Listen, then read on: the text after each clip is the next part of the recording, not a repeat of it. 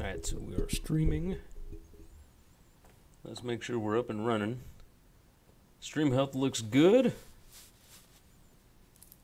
Ah, wonderful. That's what I like to see. All right, let's get it rolling. This is Winning Cures Everything. I'm your host, Gary Seegers. You can follow me on Twitter at GaryWCE. You can follow the show at Winning Cures on Twitter. You can also follow the show at winningcureseverything.com or facebook.com/winningcureseverything.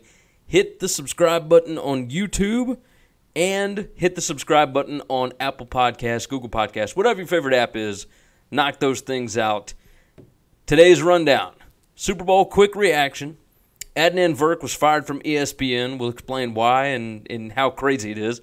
And Art Briles is interviewing for an offensive coordinator position at Southern Miss. And then, of course, we got basketball picks. Another over 500 weekend. Not bad.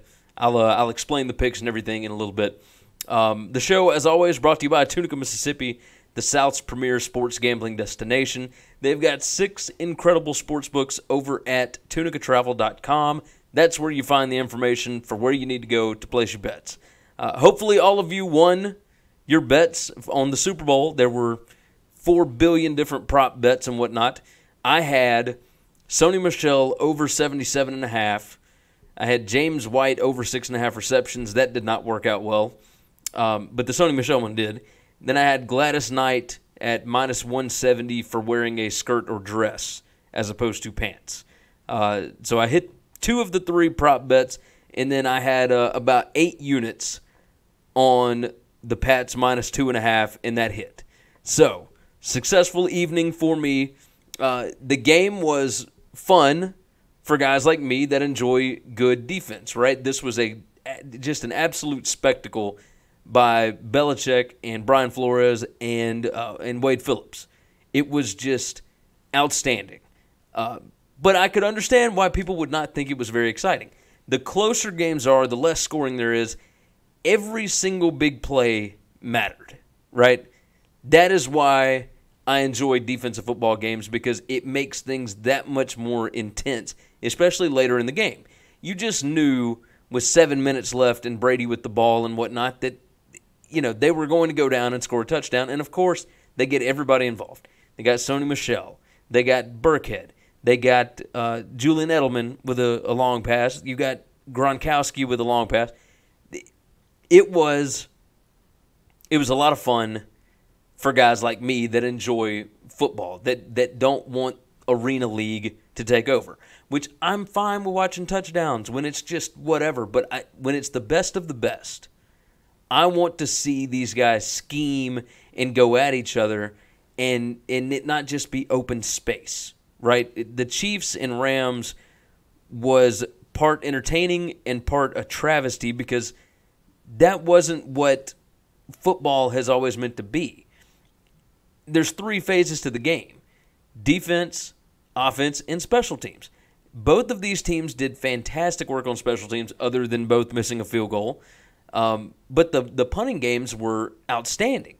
And if you don't like watching punts, then that's okay. But both of these teams understand that to win football games, it's not just about one side of the ball. It's not just one thing. It is all of it wrapped up in one.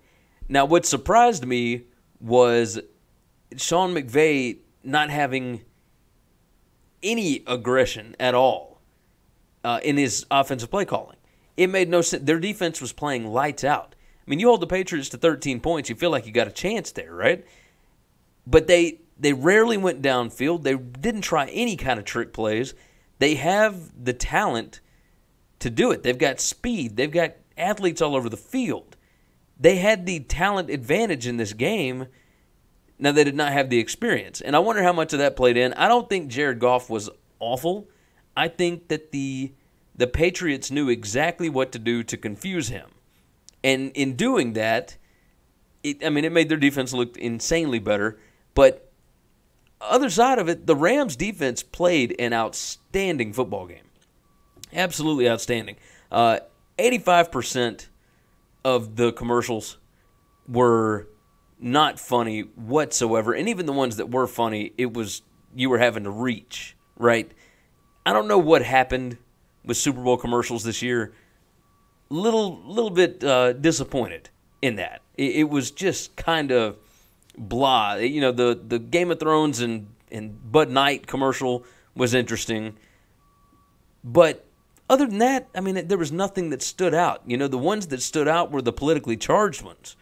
And the Super Bowl used to be a uniting thing where everybody got together and laughed and enjoyed themselves. And this was just brutal.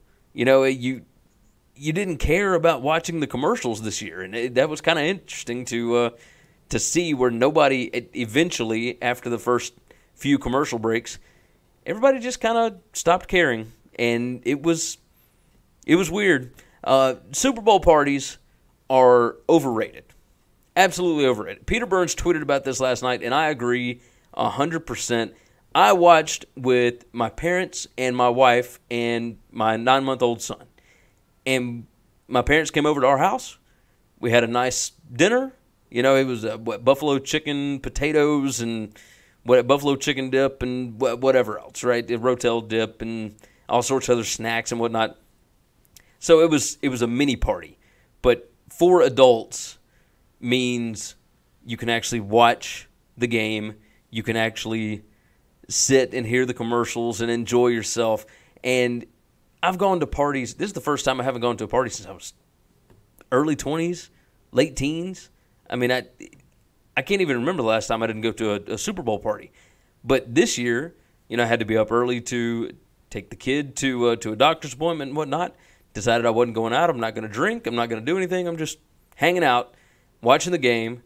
And it was amazing to me that I could actually sit down and pay attention to everything that was going on without having, you know, people yelling and just distractions, right? There were basically no distractions.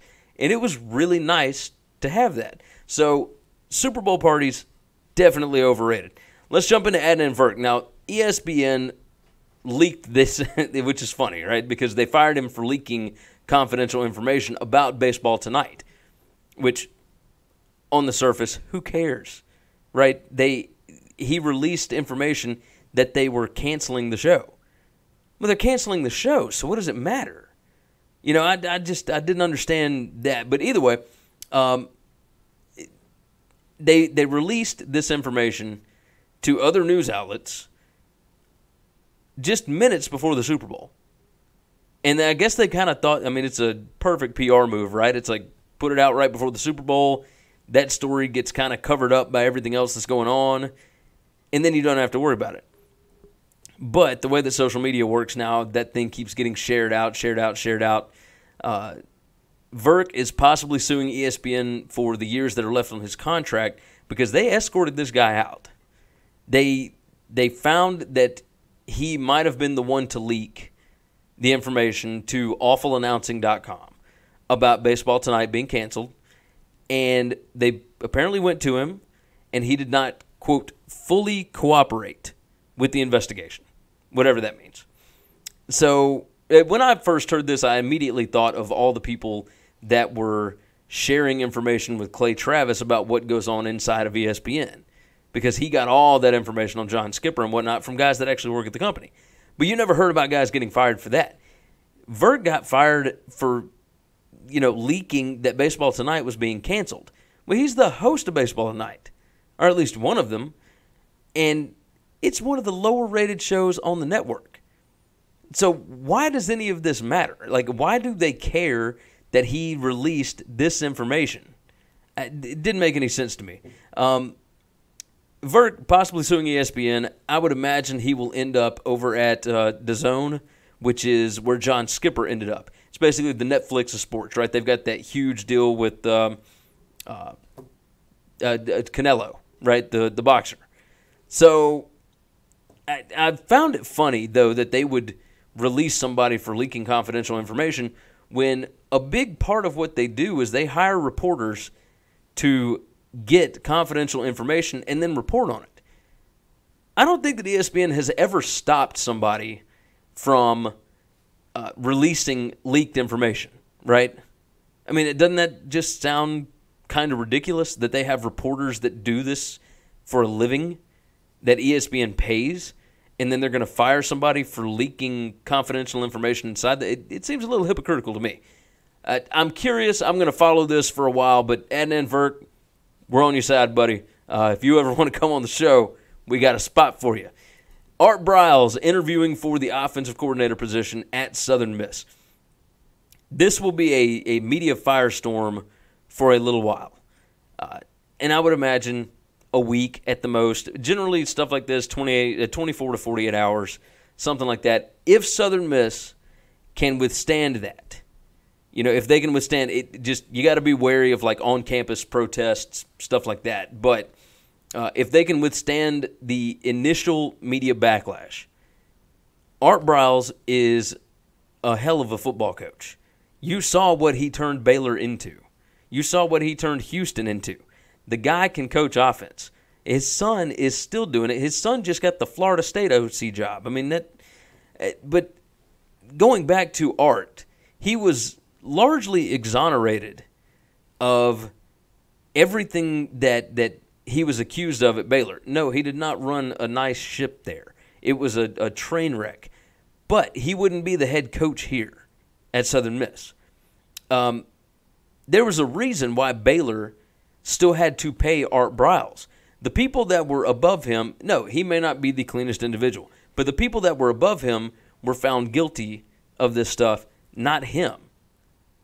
Briles did his job, and I'm not trying to defend this guy, although I guess it does sound like it, but when it comes down to it, Briles would be an incredible pickup for Southern Miss if you don't care about all the other stuff.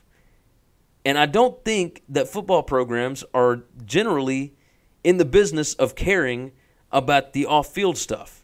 They worry about winning. That is what you're hiring a guy to win.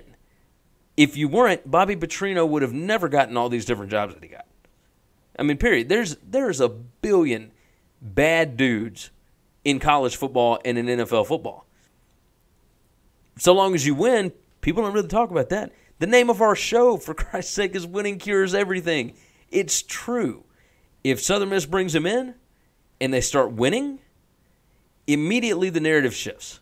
So whatever they want to do, that's cool, but it's nice to see Southern Miss going out and trying something different, because that program is a train wreck. Now, if they can get by all the other stuff, then okay. If they determine that it is too much for them, I don't hold that against them either. But I don't think that it makes them a terrible football program for hiring or just interviewing somebody like Art Briles, right? You start bringing in the other guys, Ian McCall, that was interesting for Liberty to do that. But the fact that he got a job before Briles did was even more insane to me. Kenneth Starr, the chancellor at the time, I don't think he's got another job like that. But some of these guys don't belong around 18 to 22-year-old kids. They just don't. I don't know that Briles does. I don't know anything about all the. I mean, I've read the same things that you have. But, if the guy deserves a second chance, then so be it. But at least in this position, he would not be the head coach. And that's the way it goes. So let's move on to the college basketball picks. This is what we did over the weekend. Went 11-9-1. Not great, but went 9-9-1 on Friday and Saturday night. Then went 2-0-1 yesterday. Today I got 3 picks for you. We are 102-73-3 so far on the season. That's a 58.29% winning percentage. Not too shabby. Today's picks, we got 3 of them. I got Northern Colorado minus 7.5 at home. I got Northern Arizona plus 5 on the road at Eastern Washington. And I've got Northwestern minus 3.5 at home against Penn State. So, as always, you can go over to winningcureseverything.com to get the picks. You can go up to winningcureseverything.com to the navigation bar and click on Gambling Picks. It's right there every day. I put them up in the afternoon. Go check that thing out. As always, thanks to tunicatravel.com for sponsoring the show. We love you guys. Go check out the Gambling Picks. Hit subscribe, hit like, share the show out, leave some comments, let us know what you think. We'll see you guys again tomorrow.